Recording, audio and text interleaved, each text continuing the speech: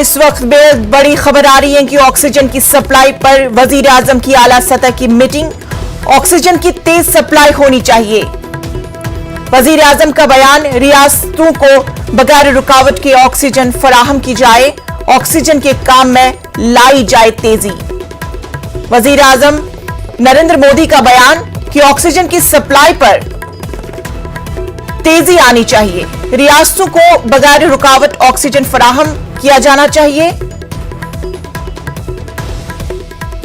Oxygen के काम में तेजी लानी जानी चाहिए ताकि मरीजों को मजीद मुश्किलात का सामना न करना पड़े।